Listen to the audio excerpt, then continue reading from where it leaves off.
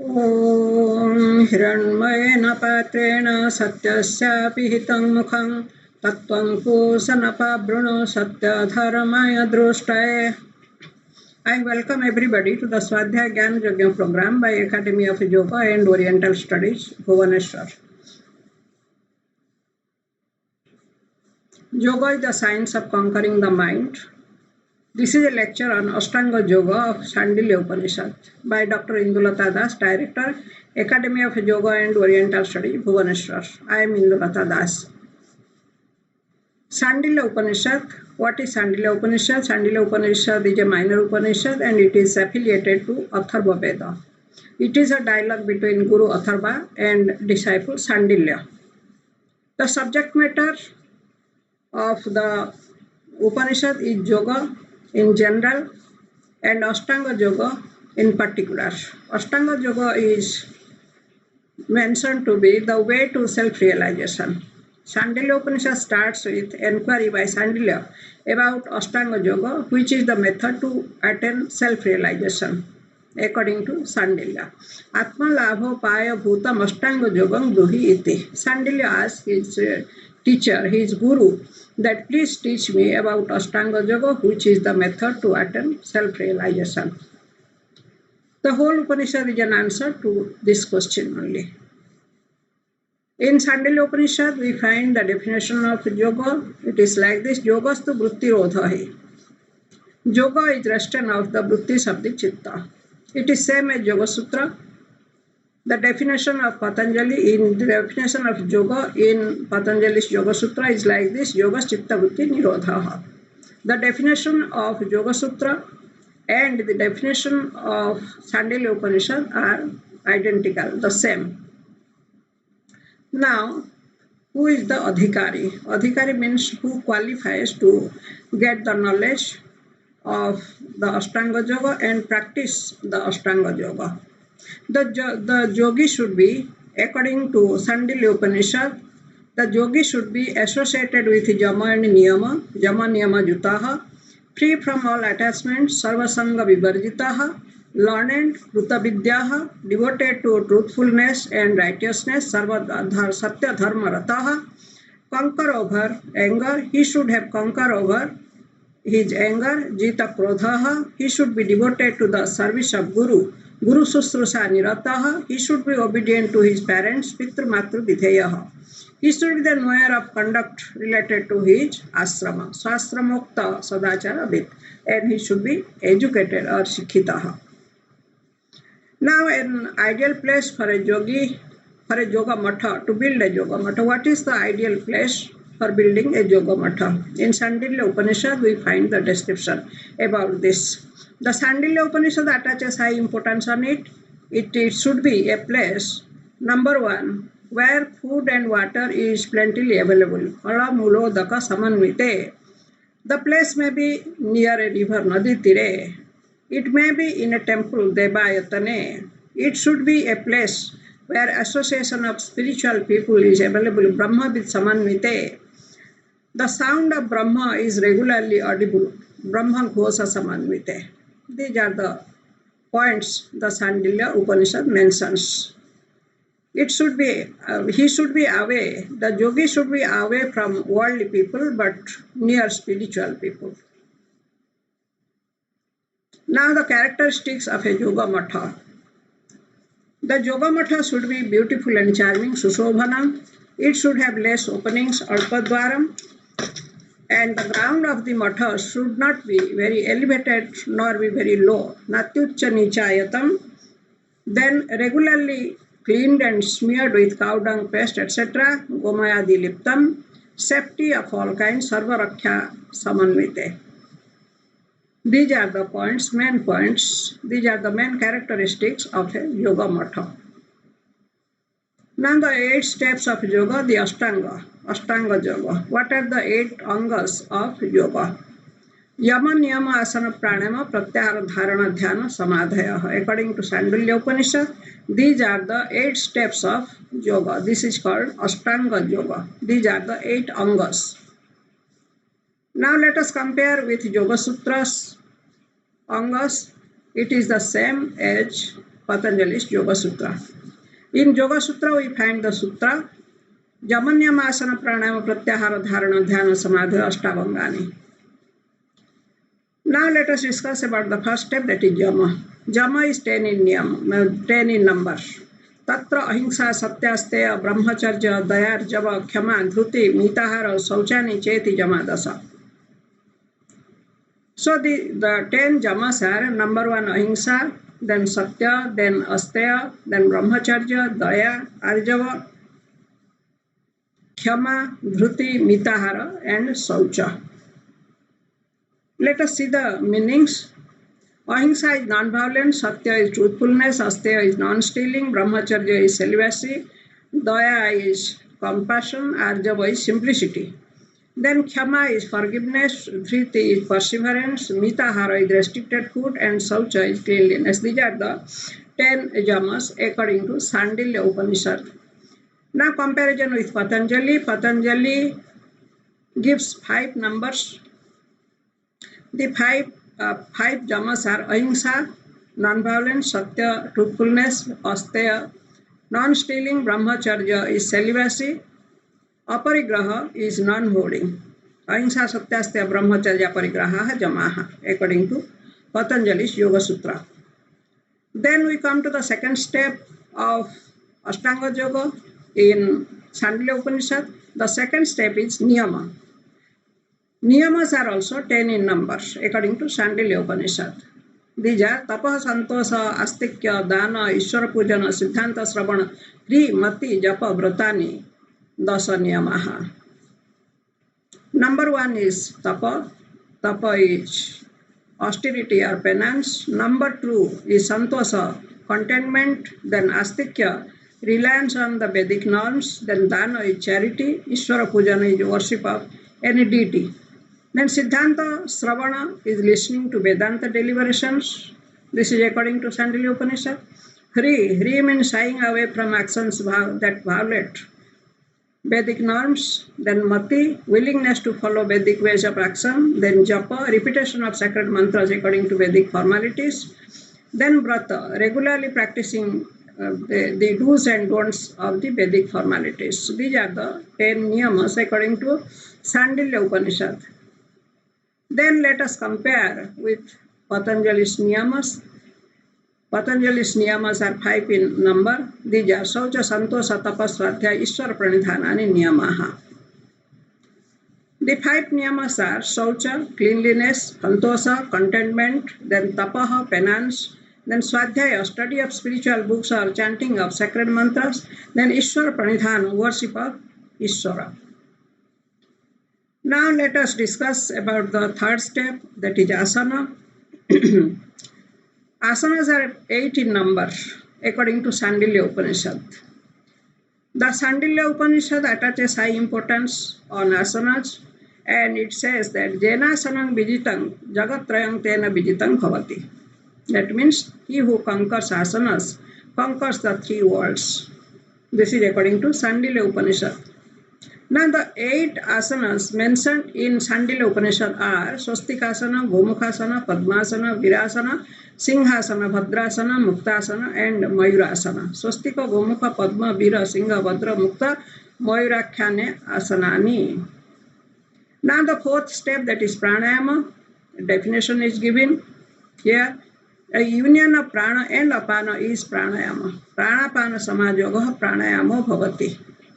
This is according to Sandilya Upanishad, but not according to Patanjali. Patanjali says, Tasmin sati swasa praswasa gati vicheda pranayama. Now, the aim of pranayama according to Sandilya Upanishad is to purify the nadis and then to minimize prana to equalize with the body. And how and why? The body measures 96 digits. Prana is 12 digits more than the body. The yogi equalizes prana with the body by lessening it by pranayama. Prana is equalized with the body by the practice of kumbhaka. This is according to Sandilya Upanishad. Now the nadis, about nadis, in Sandilya Upanishad we find that the total number of nadis is given as 72,000. The main nadis are 14 in number, and the names of the 14 nadis are Ida, Pingala, Susumna, Saraswati, Varuna, Pusa, Hastijivha, Jasaswini, Vishwadhara, Kuhu, Sankhini, Payaswini, Alambusa, and Gandhari. The most important nadi is Susumna. All other nadis are located around the Susumna. Now, airs in the body, there is discussion about the airs in the body. What are the airs? Prana air assumes various names according to its place and according to its functions. So the prana moves in the body through nadis to perform various works. And their names are 10 and their actions are also 10. Prana, Apana, Samana, Vyana, Udana, Naga, Kurma, Krukara, Devadatta and Dhananjaya are the 10 airs in the body. Now in Sandilya Upanishad, we find that the Sandilya Upanishad has identified pranayama with Omkara, the 3 letters O, U, Ma. The 3 components of pranayama are Rechaka, Puraka and Kumbhaka. These may be compared with the 3 letters of Pranava. The Sandilya Upanishad says, Pranapana Samajogaha pranayamo bhavati Rechaka, Puraka, Kumbhaka bhedena sat trividhaha te varnatmakaha tasmat pranava eva pranayama. That means union of prana and apana is pranayama. It is of 3 kinds, Rachaka, Puraka and Kumbhaka. These are identified with the 3 letters of Omkara.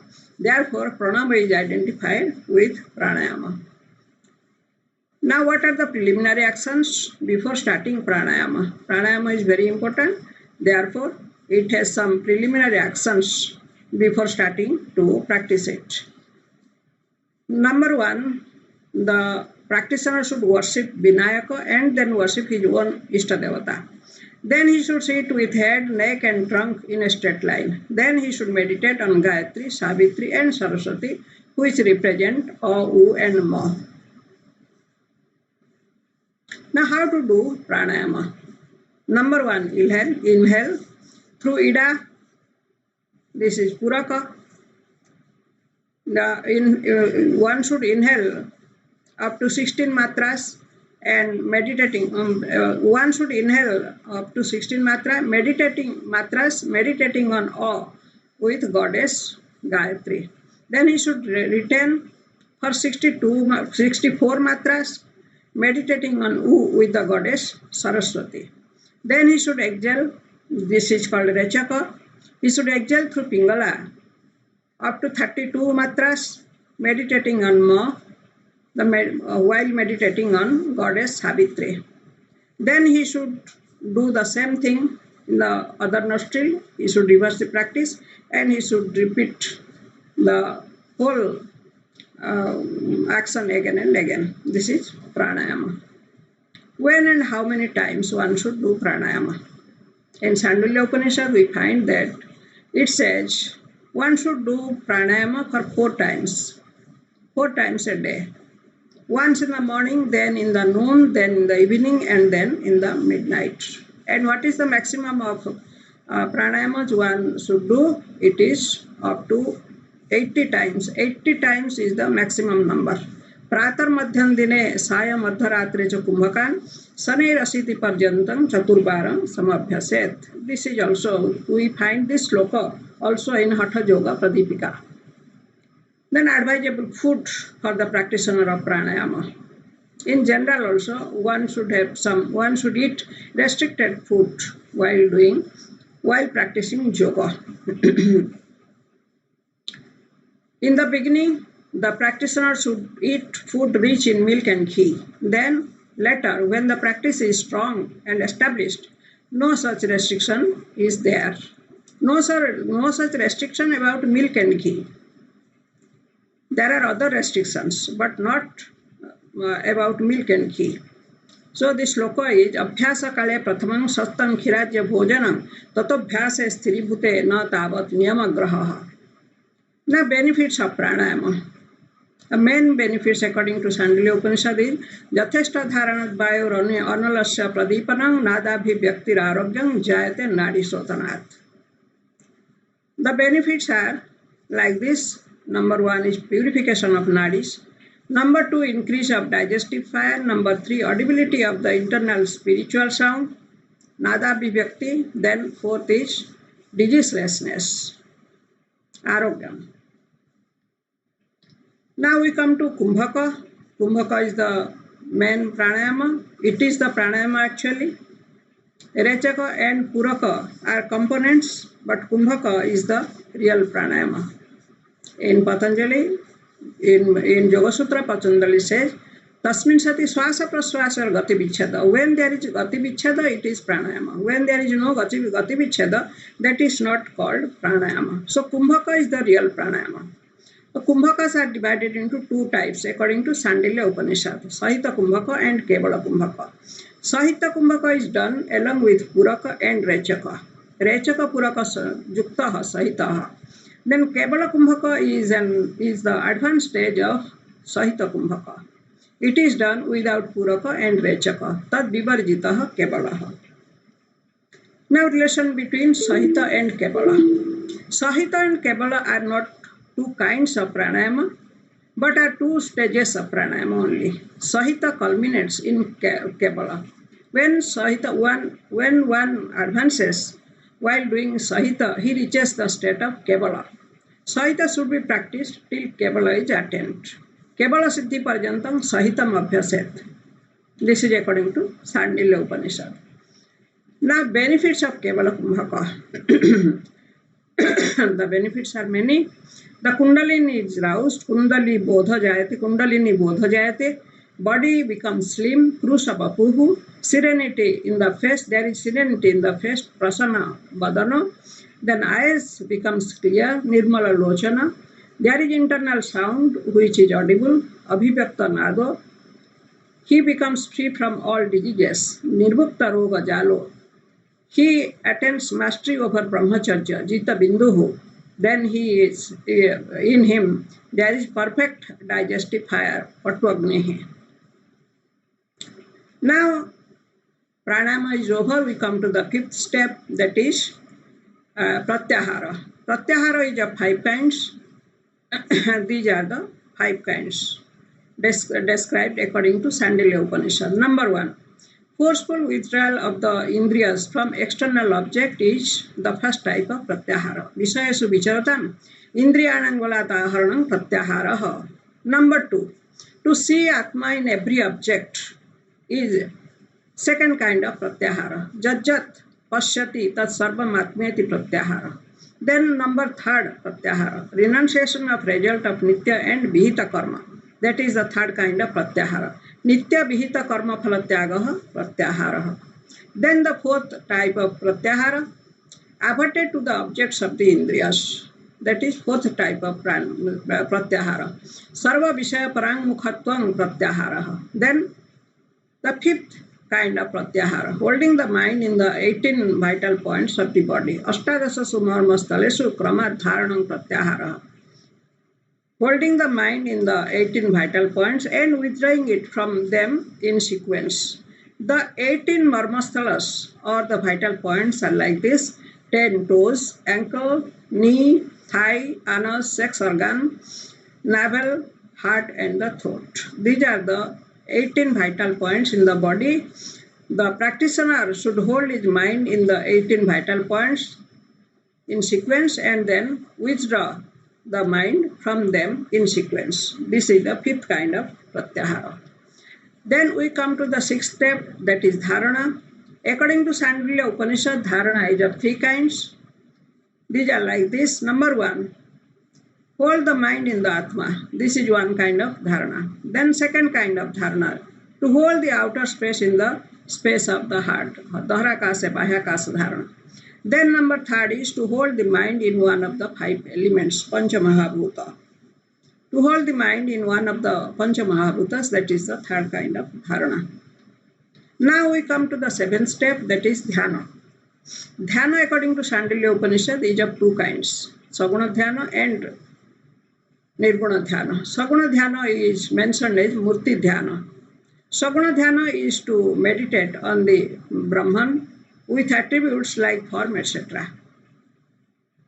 Then Nirguna dhyana is Nirgunam Atma Jathatmam. Nirguna dhyana is to meditate on the true nature of one's own self. That is Nirguna dhyana. The eighth step, we come to the last step, that is samadhi. Identification of the individual Atma with the Supreme Self is samadhi. Jivatma Paramatmaikya samadhi. It is without the threefold division of knower, knowledge and object of knowledge. Triputi Rahita. It is the state of supreme bliss, Paramananda Swarupa. Then it is the state of pure consciousness, Suddha Chaitanya Atmika. Individual Atma realizes that it is the Supreme Self during Samadhi. In Samadhi, the individual Atma realizes that it is not different from the Supreme Self. It is identical. It is the same Supreme Self. And according to Yoga Sutra, we find that Tada Drashtuhu Swarupeva Sthanam. Then attainment of Kaivalya. After Samadhi, the mind is reserved. Then it results in Kaivalya. Manase Vilaya Jate, Kaivalyam Avasishyate. Kaivalya is liberation. Liberation from the three kinds of sorrows and from the whirlpool of birth and death. That is Kaivalya. Kaivalya is attained after Samadhi, when there is knowledge that I am not the body, I am not the Indriyas, I am not the mind, I am different, I am the Purusha, I am the Chaitanya, I am the consciousness. Then there is attainment of Kaivalya. Now let us assess the Sandilya Upanishad. Sandilya Upanishad is a conglomeration of Vedanta and Hatha Yoga. The 8 steps of Patanjali is accepted by the Upanishad.